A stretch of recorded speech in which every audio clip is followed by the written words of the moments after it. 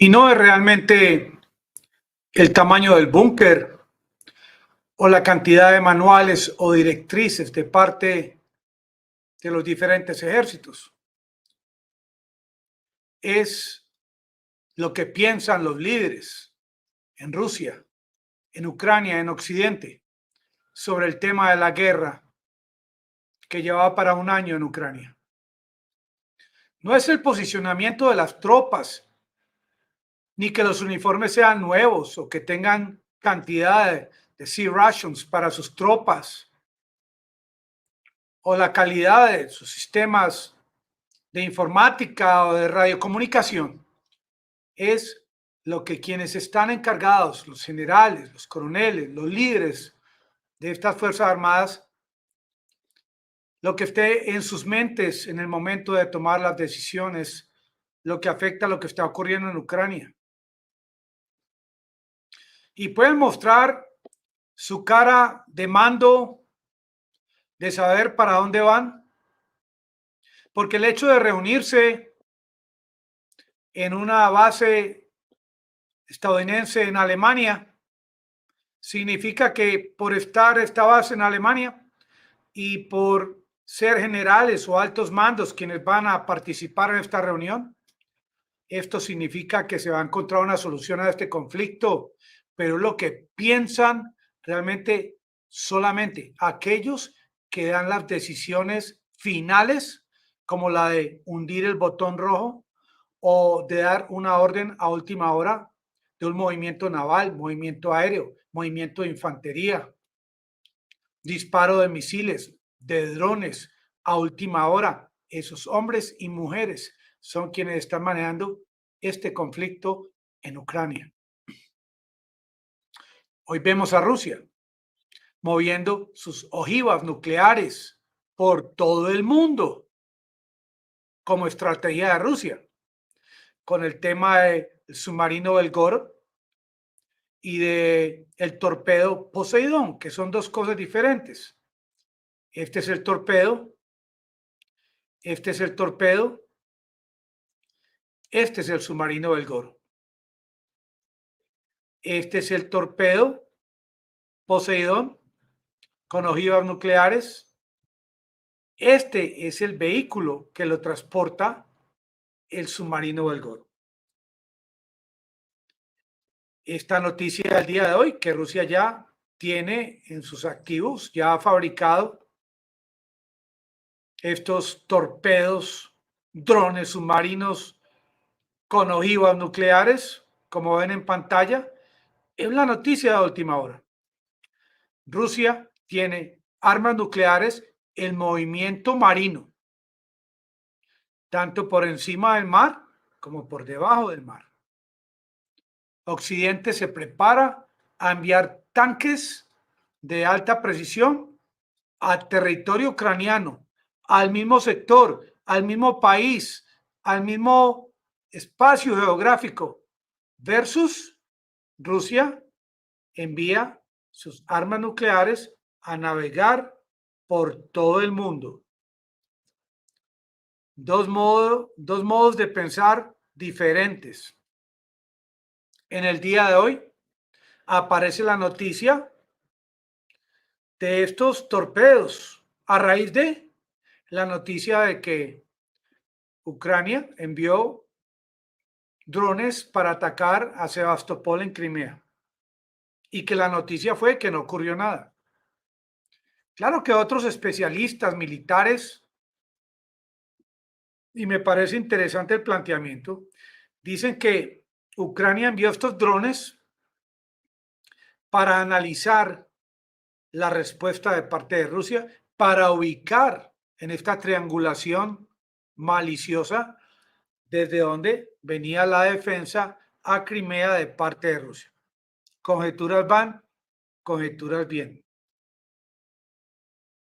Pero es que estos programas como el de este canal, de eso se trata. No se trata de ser el más lucido, de ser el que tiene la solución más acertada, de ser el que siempre tiene la razón, sino al contrario, crear la polémica, crear la controversia para animarlos a ustedes finalmente a que hablen y escriban y opinen para en este método socrático llegar a crecer, porque aprender es ganar.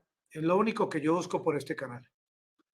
Y sobre todo en el día de hoy, que claro, por las redes, lo que fue lo más viral fue el tema de ese edificio de Dnipro que dicen que lo destruyó Rusia.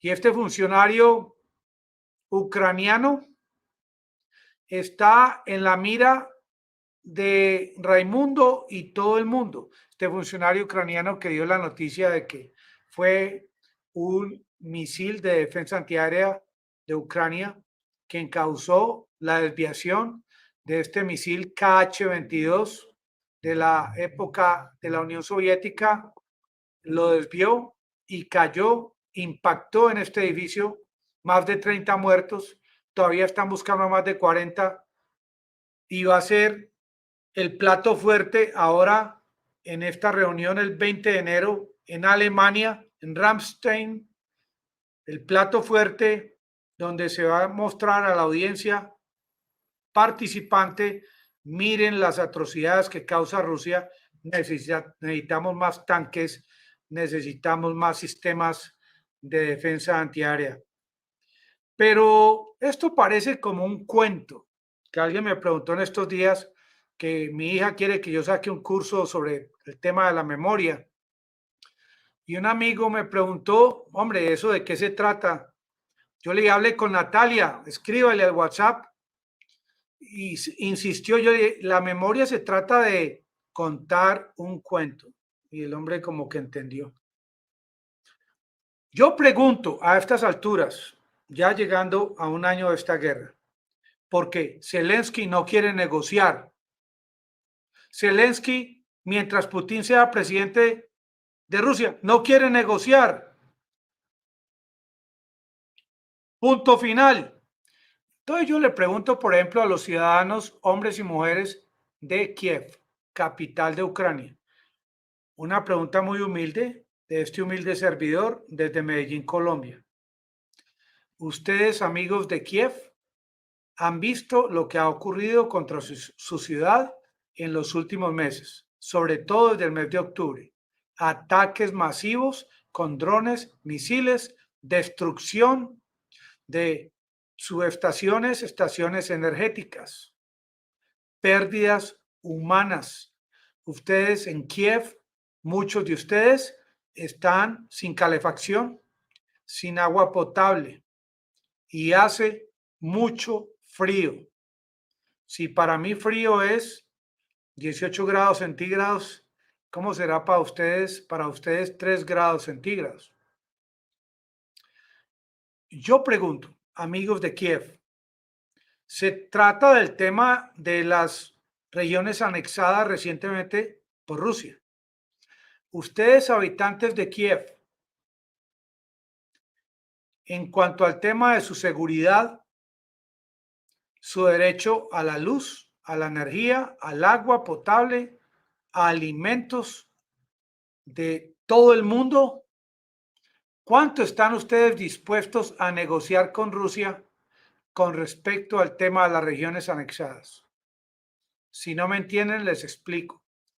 Habitantes de Kiev, en una negociación con Moscú, ¿qué porcentaje de las regiones anexadas están ustedes dispuestos a entregarle a Rusia con tal de que ustedes empiecen a prosperar, puedan rumbear, puedan salir al parque, puedan estudiar en Kiev? Hablo específicamente de Kiev, no estoy hablando de todo el territorio ucraniano. ¿Será que esta pregunta se les puede hacer a ustedes, amigos de Kiev, hoy, 16 de enero del año 2023? Número 2. Yo les aseguro a ustedes, habitantes de Alemania y Polonia, que están tan aguerridos con el tema de enviar estos tanques fabricados en Alemania, los Leopard 2, se podría ingresar a sus cerebros, amigos de Alemania y Polonia, para considerar el tema de que podría existir la posibilidad de que si ustedes envían estos tanques Leopard 2, Rusia podría en algún momento presente, futuro cercano, atacar su territorialidad. Se los dejo para que ustedes lo analicen, puesto que el conflicto en Ucrania no hay forma de ubicarlo, de formularlo en un contexto en el que uno pueda predecir qué va a ocurrir a futuro. Cada acción de parte de Ucrania y de Rusia recibe una respuesta diferente. Este es como una situación tan complicada, no hay uniformidad para llegar a un consenso táctico de cuál podría ser realmente una solución de parte de las Fuerzas Armadas de ambos países. Este envío de tanques Leopard 2, que lo van a negociar el próximo 20 de enero, pienso yo, humildemente, desde Medellín, Colombia, es una estrategia bastante peligrosa. No por la respuesta formulada por Putin el día de hoy, por la realidad, porque cada envío de estos tanques, como de los HIMARS enviados por los Estados Unidos para Rusia, representó una equivalencia de pérdida de vidas humanas de soldados de la Federación Rusa. La Federación Rusa ha cuantificado la cantidad de soldados de Rusia que han muerto por culpa de los HIMARS.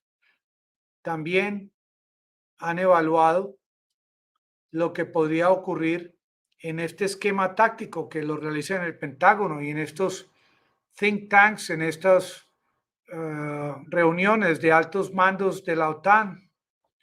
Se evalúa el envío de estos tanques, cuántos muertos pueden producir en Ucrania, porque cuando se habla del tema de la guerra, los altos mandos militares no sienten tristeza, ni pesar, ni van a llorar. Se habla de que estos tanques van a ser enviados a Ucrania para acabar con la vida de soldados rusos. Hay personas, seres humanos, quienes están tomando la decisión en los países de Occidente que comparten el tema de este teatro de guerra con nombres y apellidos. Hay funcionarios que están dando la orden y no solamente dando la orden, sino insinuando y promoviendo el envío, no solamente de tanques Leopard 2, sino de aviones de combate y de munición de largo alcance.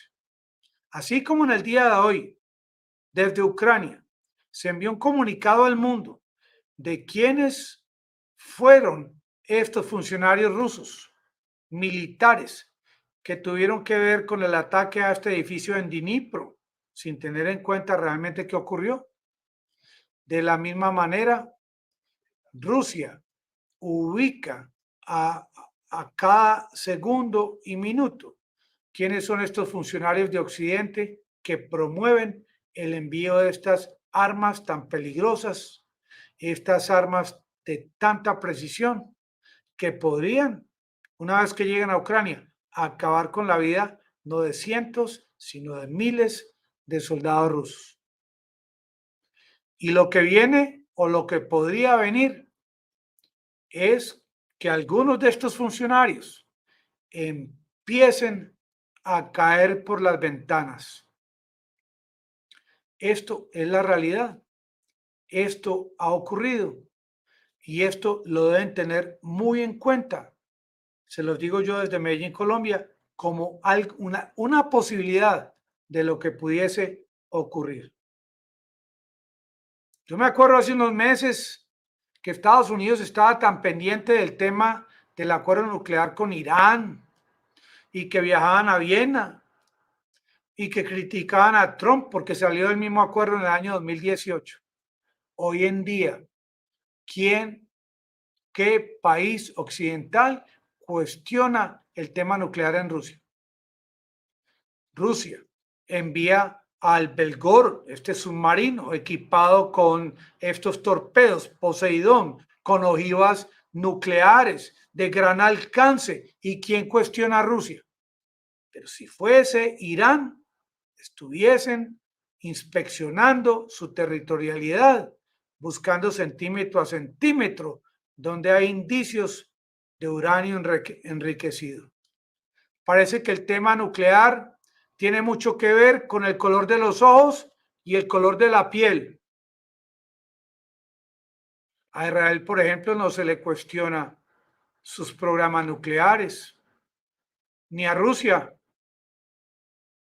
pero sí se le cuestiona a Irán, tampoco se le cuestiona a Alemania o a Francia. Ahora, lo que se plantea es esa posibilidad de parte de Occidente de promover el tema en Ucrania, de que haya una retirada táctica de Bakhmut, como lo hizo Surovikin, el general Armagedón, que protegió la vida de miles de soldados rusos, tomando la decisión de alejarse de Jersón, de la capital de Jersón, para proteger la vida de seres humanos, de soldados rusos. Porque la diferencia entre un soldado y un no combatiente es el arma, el uniforme, pero ambos son seres humanos. Con toda seguridad, Zelensky y Occidente no consideran el retiro táctico de sus soldados de Bakhmut, sino que prefieren que ocurra en Bakhmut lo mismo que ocurrió en Soledar y no quieren mostrar las cifras exactas de cuántos soldados ucranianos perdieron la vida en Soledar o en Bakhmut. Mientras hoy en día Rusia envía al mundo un mensaje de que sus armas nucleares no solamente están en Kaliningrado, no solamente están en Transnistria, no solamente están en territorio de la Federación Rusa. El comunicado del día de hoy es que las armas nucleares de Rusia están en movimiento por el mar, por todo el mundo. Y esto es un mensaje contundente a Occidente, porque el tema nuclear y el tema nuclear táctico, a pesar de que creíamos que estaba como algo dormido, sigue presente como una posibilidad. Es por eso que yo cuestiono y les pregunto a los amigos que se van a reunir en Ramstein, en esta base americana estadounidense en Alemania, que lo piensen no solamente una, dos, sino 3 veces sobre si su posición sobre el envío de estos tanques sea la más acertada. Putin es un hombre que está enfrentando a su país contra 28 o más países.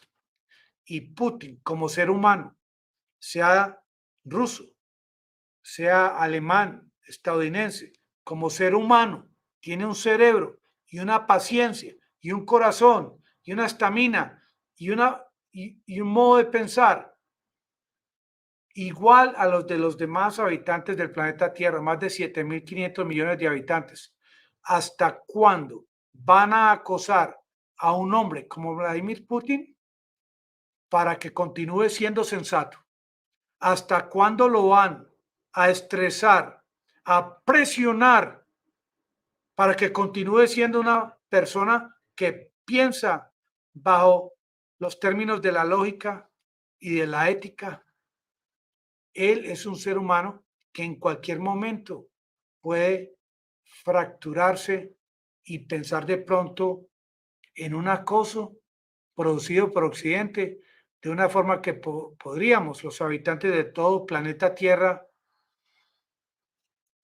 sentir que no debió haber ocurrido, sentir que esto no debió haber nunca llegado a estos términos. Amigo del canal, me despido muy atento a sus comentarios, presente al pie del cañón. Hasta mañana. Que la pasen todos muy bien. Felicidades a todos y a sus familias.